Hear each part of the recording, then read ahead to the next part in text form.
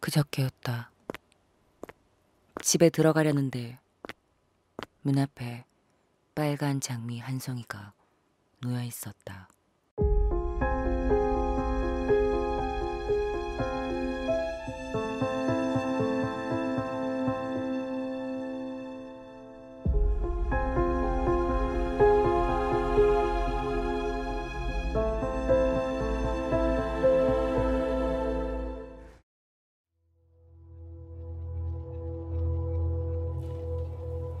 누군가 나를 골탕 먹이려고 하는 것 같다.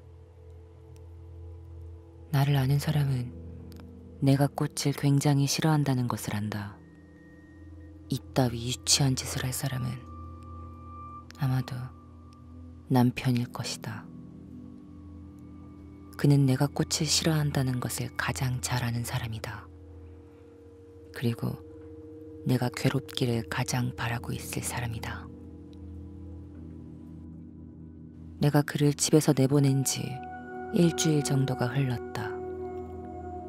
일주일 만에 한다는 복수가 고작 이런 유치한 장난이라니. 헛웃음이 나왔다. 정말 한심한 인간이다. 다행히 집안에는 사람이 들어왔던 흔적이 없었다. 현관 비밀번호를 바꿔두길 잘했다고 생각했다.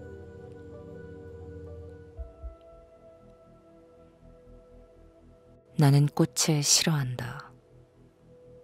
이렇게 말하면 그 이유를 물어보는 사람이 많은데 나는 징그럽게 생겼기 때문이라고 말한다. 자세히 설명하기 어렵기도 하거니와 정말로 징그럽게 생겼기 때문이다. 자신의 성기를 자랑스럽게 뽐내는 모습에 역겨움을 느낄 정도이다. 난 그것을 일종의 노출증이라고 생각한다. 식물의 성기와 동물의 성기를 다르게 대하는 사람들도 이해하기 어렵다. 도대체 꽃의 어느 부분이 예쁘다는 것일까? 연인이 꽃을 주고받는 행위는 더럽기 그지없다.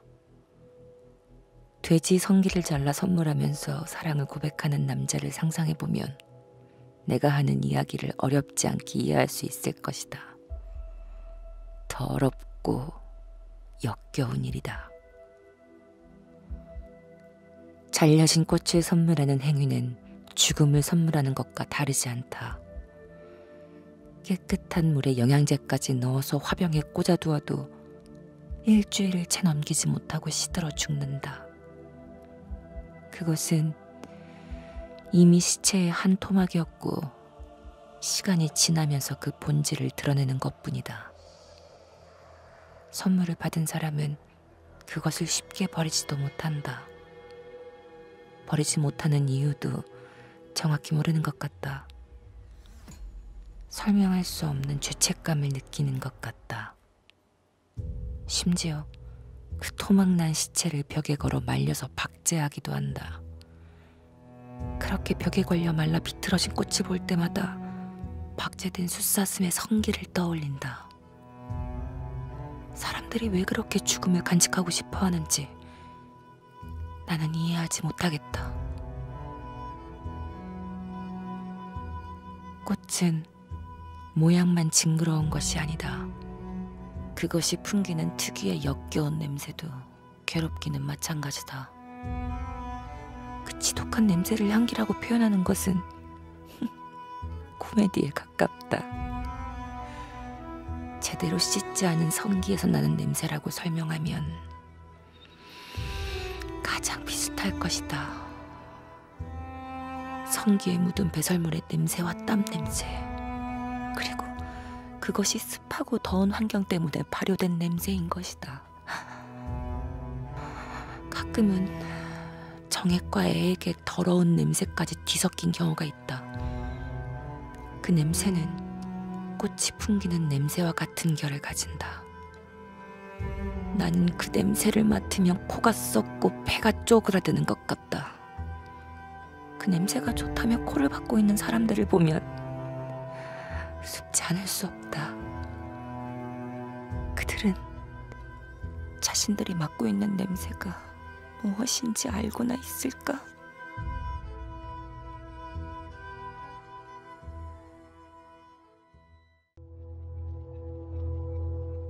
처음 빨간 장미를 문 앞에서 발견하고 하루가 지났던 어제도 문 앞에 빨간 장미가 놓여 있었다.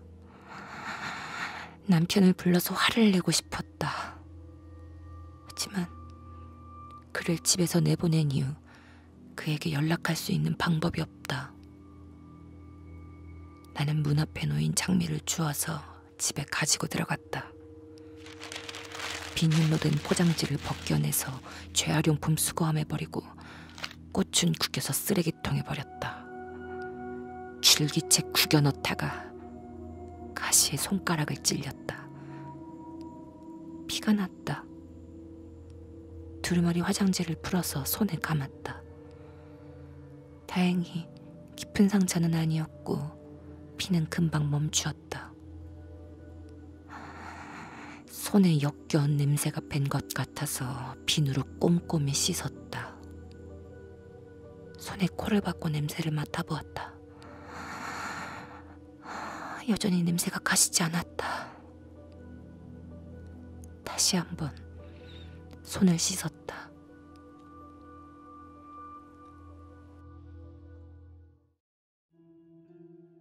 남편은 신기할 정도로 내가 싫어하는 행동을 골라서 한다. 난 그를 대학 동기의 소개를 통해 만났다. 처음 만난 소개팅 자리에서 내가 꽃을 좋아하지 않는다는 사실을 분명히 말했음에도 불구하고 애프터 자리에 꽃을 들고 나왔다. 지금 문 앞에 놓고 있는 것과 똑같은 빨간색 장미였다.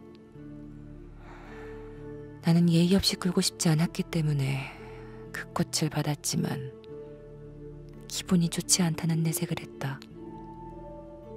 그날 이후 다시는 그를 만나고 싶지 않았다. 하지만 그는 끈질기게 연락을 해왔고 나도 그에게 호감이 생기고 말았다.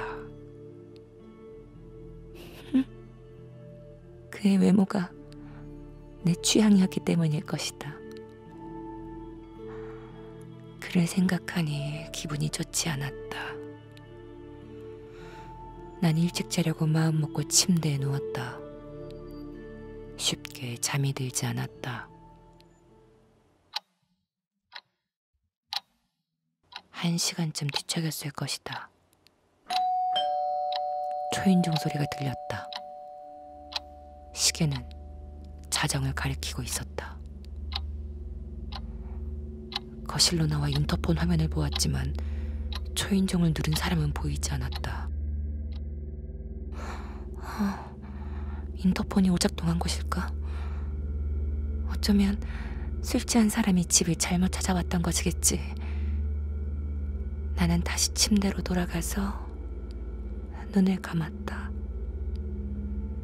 눈을 감고 막 잠이 들 뻔했을 때 초인종이 다시 울렸다.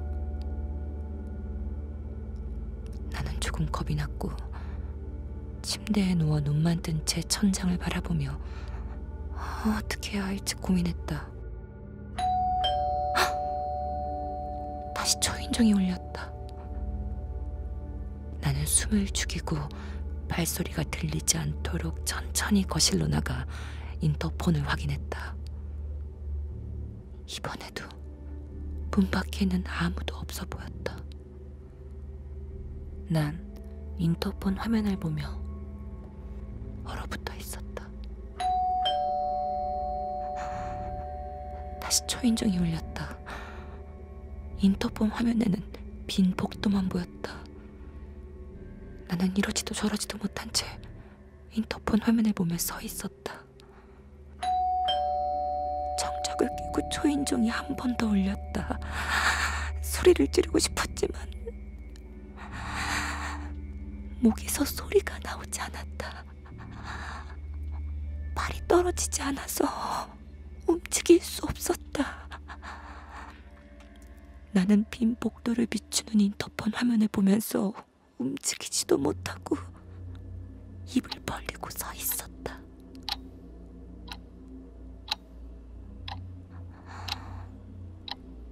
영원 같았던 10초가 지나자 인터폰 화면이 꺼졌다.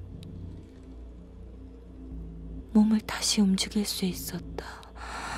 나는 그대로 주저앉았다. 주저앉아 한참을 울었다. 마음을 추스리고 울음을 멈추었을 때 초인종이 또다시 울렸다. 더는 참지 못하고 현관으로 달려가 문을 벌컥 열어 젖혔다. 복도는 텅 비어 있었다. 나는 조심스럽게 문 밖으로 한 걸음 나가보았다. 순간 발바닥이 무언가에 찔린 것처럼 아팠다. 발 아래를 보니 빨간 장미 한 송이가 놓여 있었다. 맨발이었던 내가 그 줄기에 돋아난 가시를 밟은 것이었다. 발바닥에서 피가 나고 있었다. 나는 정신을 차리고 고추를 주워들고 집 안으로 도망쳐 들어왔다. 문을 닫고 걸쇠를 걸었다. 나는 남편에게 두려움과 분노를 동시에 느꼈다. 문 앞에서 주워들고 온 장미는 줄기에 피가 붉게 젖어 있었다. 나는 그것을 식탁 위에 던져놓고 소파에 앉았다. 발바닥에서는 아직도 피가 나고 있었다. 깊은 상처는 아니었지만 피가 쉽게 멈추지 않았다. 나는 수건으로 발을 감싼 채 꺼져 있는 인터폰을 노려보았다. 초인종은 다시 울리지 않았다. 나는 그대로 소파에서 밤을 샜다. 두려움과 분노 때문에 잠을 잘 수 없었다.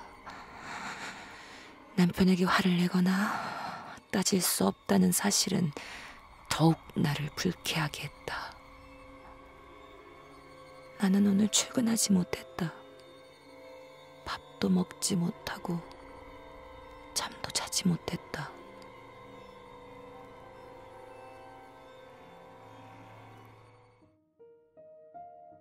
남편이 나를 이렇게까지 괴롭히는 이유는 짐작할 수 있다. 남편은 심각한 욕구 불만이었다. 나는 결혼 전부터 그에게 내가 성욕이 없는 사람이라는 사실을 여러 차례 말했다. 이 부분 때문에 갈등을 겪고 싶지 않았기 때문에 내가 성욕이 없다는 사실을 받아들일 것이 아니라면 관계를 끝내자고 말한 적도 있었다.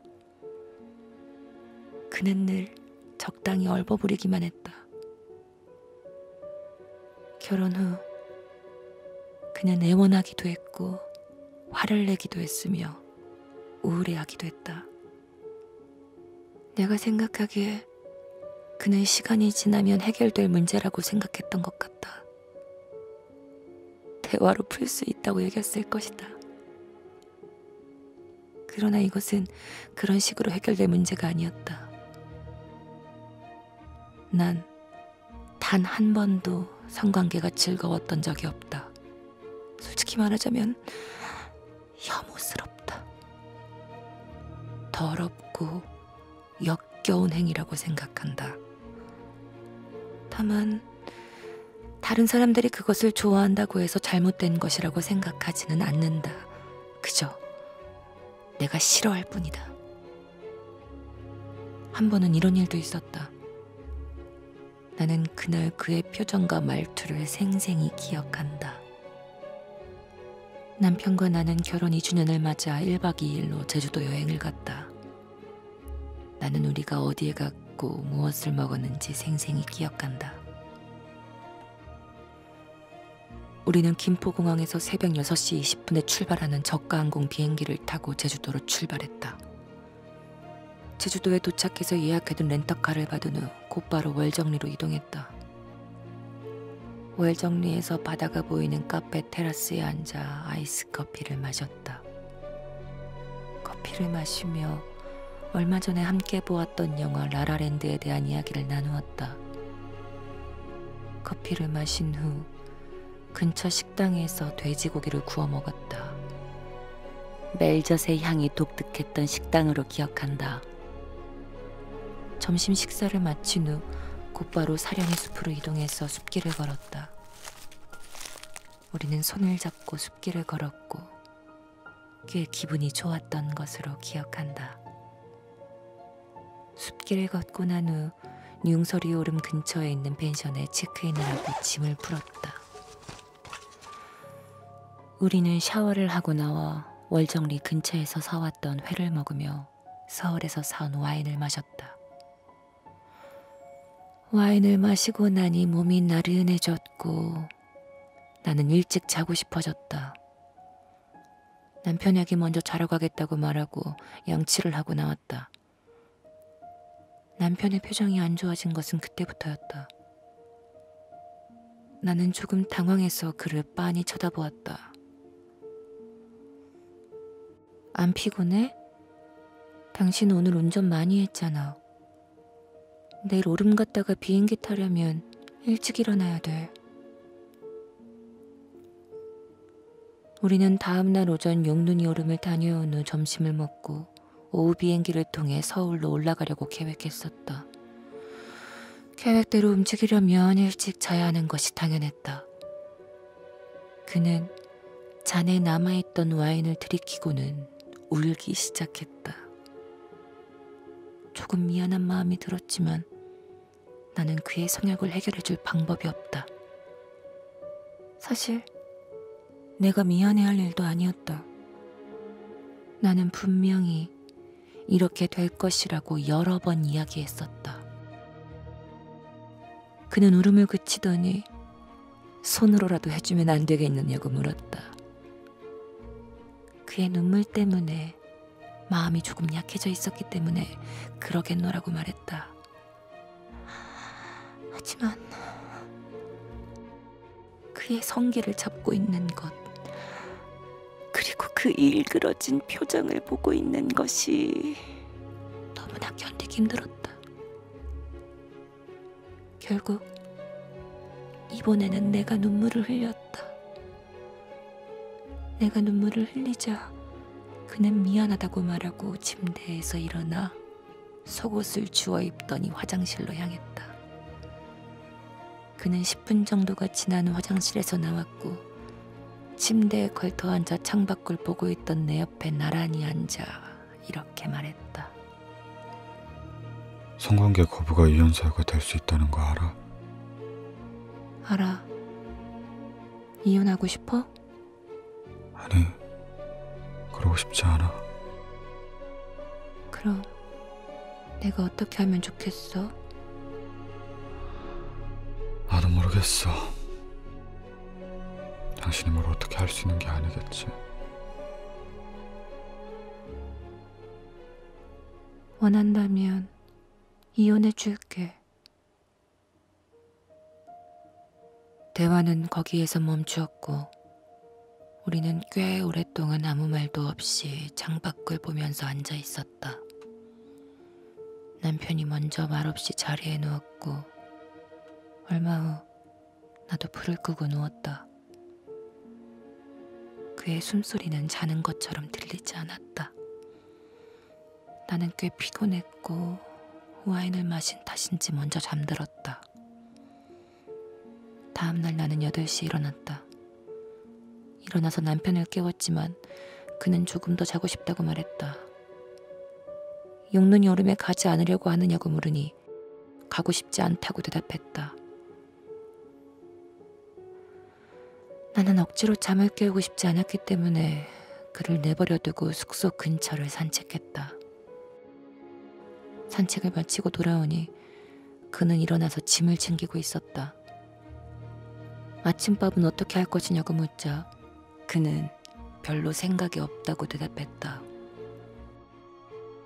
그에게 아직 화가 나 있는 것인지 물어보았지만 그는 고개만 저을 뿐 아무 말도 하지 않았다.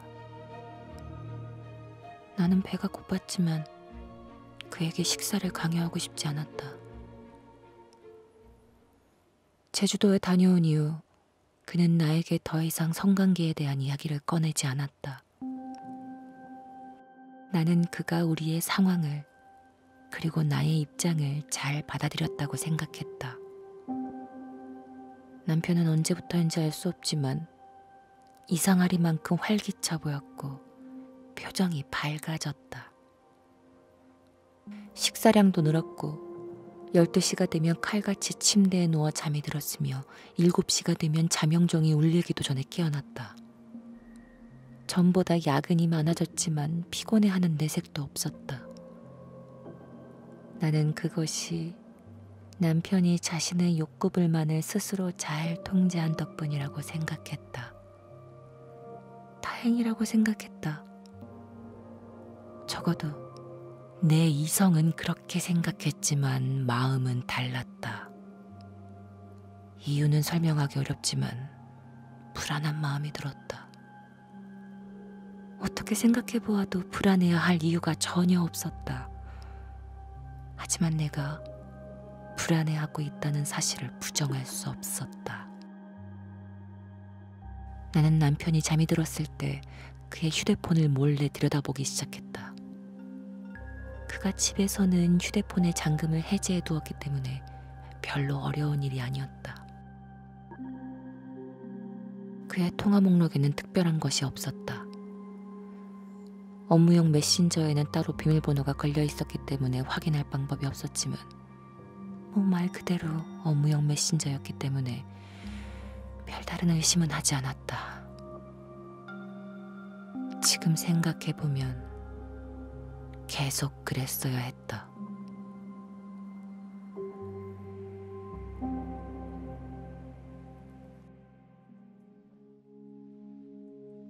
지금으로부터 2시간 전이었으니까 오전 10시쯤 되었을 것이다. 잠을 자지 못했지만 졸리지 않았다. 밥을 먹지 못했지만 배가 고프지 않았다. 나는 귀에 온 신경을 기울이고 소파에 앉아 웅크린 채 인터폰만 바라보고 있었다.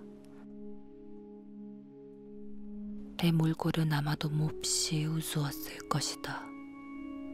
나는 내 모습을 상상하며 웃고 있었다.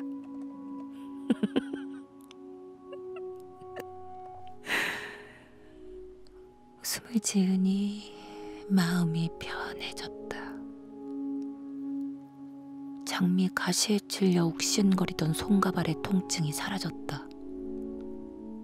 나는 손을 들어 올려 상처를 바라보았다.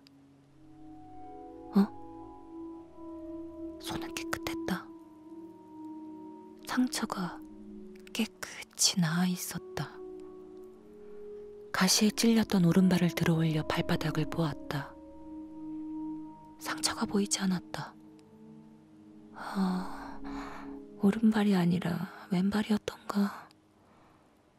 나는 왼발을 들어 올려 살펴보았지만 역시 상처가 보이지 않았다.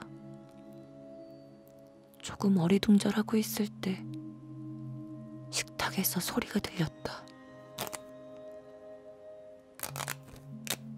그 소리는 살얼음이 낀 저수지에 조약돌을 던졌을 때 나는 소리와 비슷했다.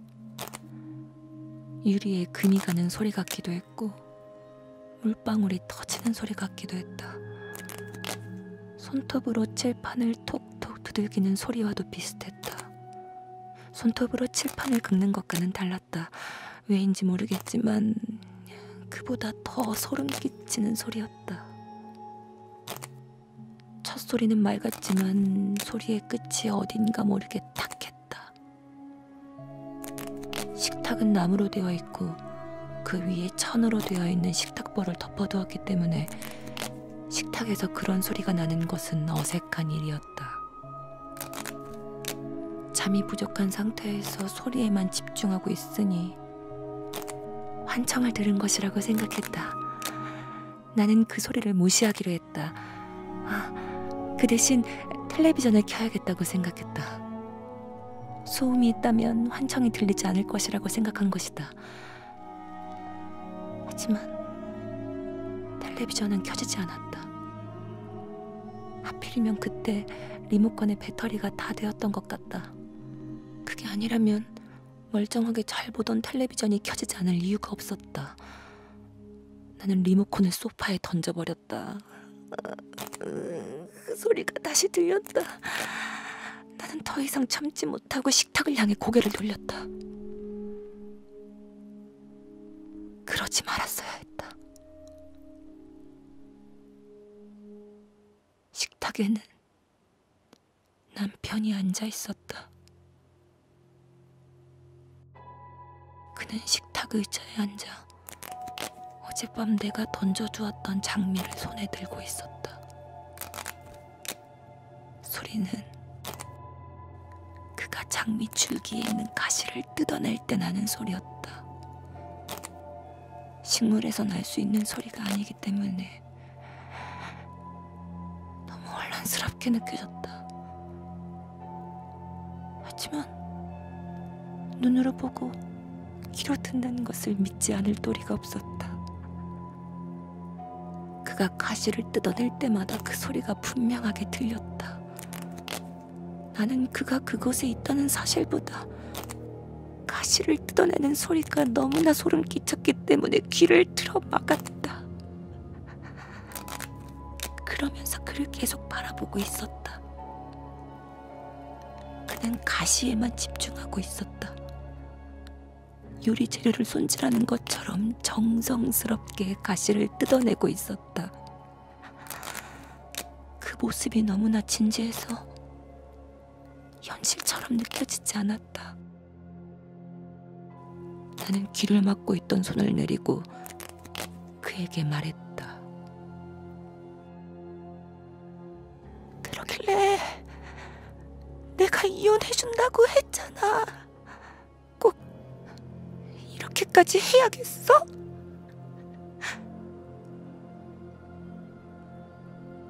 그는 아무 대답도 하지 않았다. 가시에만 집중하고 있을 뿐이었다. 그가 가시를 뜯어낼 때마다 소리는 조금씩 커졌고 가시가 두어 개 남았을 때쯤에는 온 집안을 울릴 만큼 소리가 커졌다. 몸에 소름이 돋았다. 소리가 피부를 파고들었다. 피부를 통해 파고들어 혈관을 타고 흘렀다. 내 몸 구석구석에 메아리가 올렸다. 소리는 나를 통해 증폭되었다. 스피커 앞에 마이크를 가져다 대면 무한하게 소리가 증폭되다가 결국에는 스피커가 터져버리고 만다. 내 피부도 비슷한 상태가 되어가고 있었다. 부풀어 오른 피부가 찢어지기 직전에 그는 정성스럽게 마지막 가시를 뜯어냈다. 그리고 아무런 소리도 들리지 않았다. 식탁에는 아무도 없었다. 그는 사라졌고 장미도 없었다. 텔레비전이 켜졌다. 텔레비전에서는 코미디 프로그램이 나오고 있었다. 방청객들이 깔깔대며 웃고 있었다. 헛것을 보았던 것일까? 배가 고팠다. 배가 고프면서도 몹시 졸렸다. 식은땀 때문에 온몸이 흠뻑 젖어 있었기 때문에 샤워가 하고 싶었다. 무엇을 먼저 해야 할지 알 수 없었다. 나는 우선 냉장고를 열고 물을 한 잔 마셨다.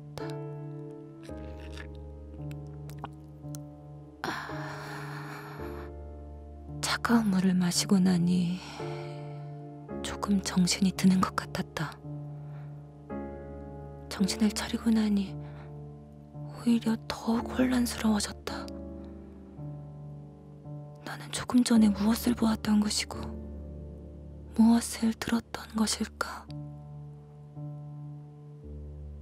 남편은 대체 어떻게 돌아왔던 것일까? 정말 그가 돌아온 것이었나? 초인종이 울렸다. 나는 겁에 찔린 채 인터폰을 바라보았다. 인터폰 화면에는 낯선 남자가 보였다. 아마도 그는 내가 기다리고 있던 사람일 것이다. 다시 한번 초인종이 울렸다. 나는 인터폰에 수화기를 들고 잠겨있지 않으니 그냥 들어오면 된다고 말했다.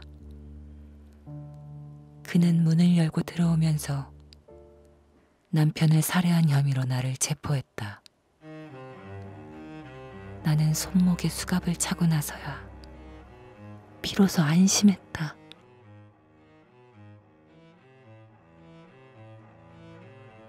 그를 이어가기 전에 분명히 해둘 것이 있다. 나는 남편을 죽이지 않았다. 여러분이 내 말을 믿어줄 것이라고 생각하지 않는다. 오해가 없기를 바라기 때문에 덧붙이자면 남편도 바람을 피우지 않았다고 생각한다. 형사에게 모든 것을 설명했지만 내 말을 믿어주지 않았다.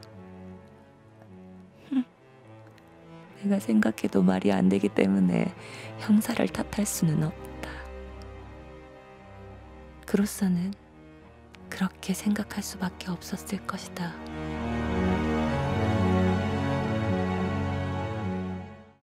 나는 그를 원망하지 않는다.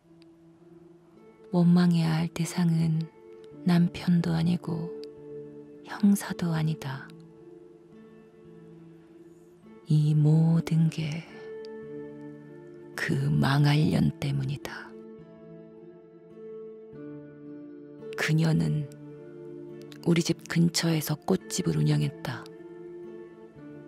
지하철역에서 집으로 돌아오는 길, 집으로 들어오기 직전 골목 모퉁이에 자리한 조그마한 꽃집이다. 꽃을 파는 것만으로는 운영이 힘든 것인지 카페를 겸하고 있었지만 늘 손님이 없었다. 저렇게 장사가 안 되는데 어떻게 가게를 유지할 수 있는지 궁금했다. 건물 주인의 딸이 아닌가 싶다. 꽃집 치고는 늦은 시간까지 가게 문이 열려 있었기 때문에 퇴근 시간에도 불이 켜져 있는 경우가 많았다. 그 가게 앞을 지나가는 것이 꽤 괴로웠지만 다른 길이 없었기 때문에 나는 늘 인상을 찌푸리고 그 앞을 지나갔다. 하루는 내가 남편의 업무용 메신저를 보고 싶다고 말했다. 그는 퉁명스럽게 싫다고 대답했고 우리는 꽤 심각하게 다투었다. 아까도 설명했듯이 나는 남편에 대해 불안해할 이유가 없었다. 남편도 그 점을 지적했다. 하지만 그가 너무나 아무렇지도 않게 말하자 나는 더 화가 났던 것 같다. 남편도 내게 화를 냈고 몇 마디 소리를 지르더니 밖으로 나갔다. 잠깐 바람이나 쐬려고 나갔으려니 하고 생각했지만 1시간이 넘도록 돌아오지 않았다.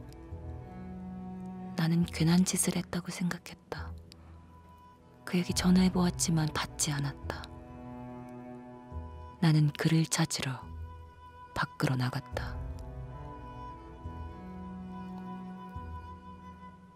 아파트 단지를 벗어나 골목으로 나오자 꽃집에 불이 켜져 있는 것이 보였다. 나는 순간 불길한 기분이 들어서 그쪽으로 발을 옮겼다. 남편의 뒷모습이 보였다.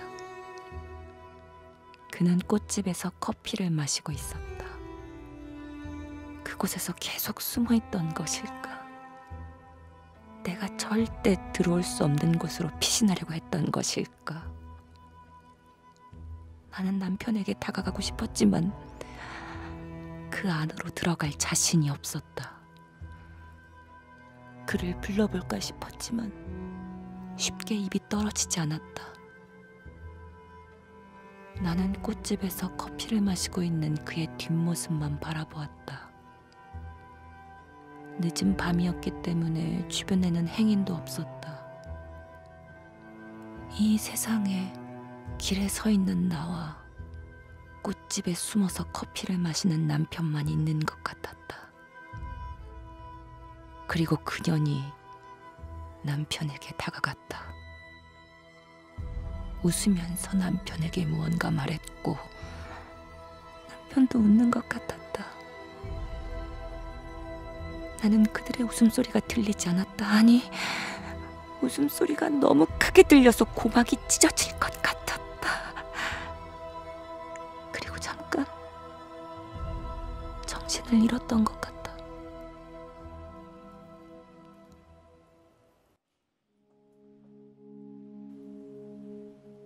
얼마나 시간이 흘렀는지 모르겠다.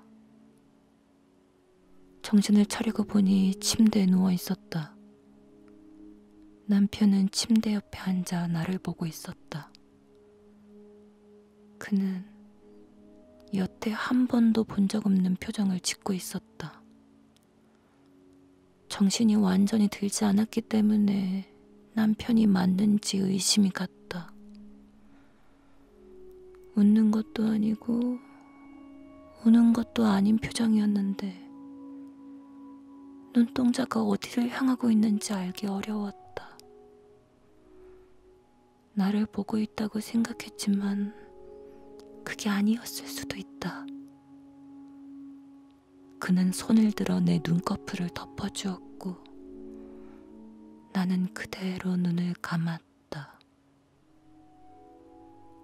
그렇게 잠이 들었고 다음 날 아침까지 잤다. 남편은 보이지 않았다.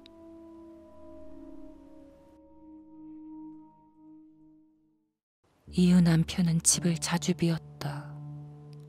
아침에는 내가 눈을 뜨기 전에 출근을 해버리는 것 같았다. 하루 종일 연락이 없다가 밤이 늦어서야 몰래 들어와서 잠들어 있는 나를 빤히 쳐다보고는 했다. 내가 잠이 깨면 항상 내 눈꺼풀을 덮어서 다시 잠이 들게 해버리고는 새벽에 출근해버린다. 나는 더 이상 견디기 어려웠다. 대화를 통해서 결론을 지어야만 했다. 이렇게 마음먹은 날 나는 밤이 늦도록 잠들지 않고 그를 기다렸다. 소파에 앉아 그가 돌아오기만을 기다렸다. 자정이 되었을 쯤 복도에서 엘리베이터가 움직이는 소리가 들렸다. 소리를 통해서 엘리베이터가 열리고 닫혔다는 사실을 알 수 있었다. 엘리베이터가 닫히고 발자국 소리가 들렸다.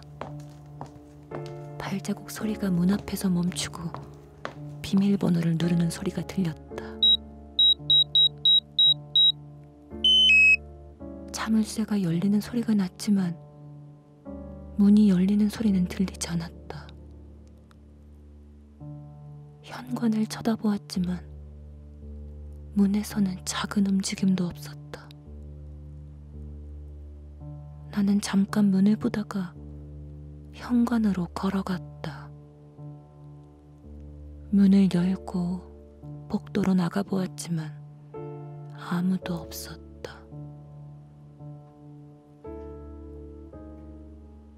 나는 피곤해서 환청을 들은 것이라고 생각했다. 그만 포기하고 자야겠다고 생각했다. 갑자기 화가 났다. 남편 따위 들어오던 말던 신경 쓰고 싶지 않다.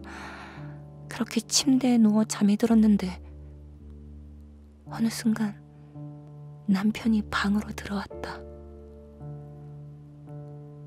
눈을 뜨자 그가 나를 빤히 쳐다보고 있었다. 그가 내 눈꺼풀을 덮으려고 할 때 나는 그의 손을 뿌리치고 꺼지라고 말했다. 그는 여전히 알 수 없는 표정을 하고 나를 바라보더니 뒤도 돌아보지 않고 밖으로 나갔다. 그게 일주일 전이었다. 나는 그가 다시는 돌아오지 않을 것이라고 생각했다. 그는 대체 어떻게 돌아온 것일까? 분명히 죽었을 텐데.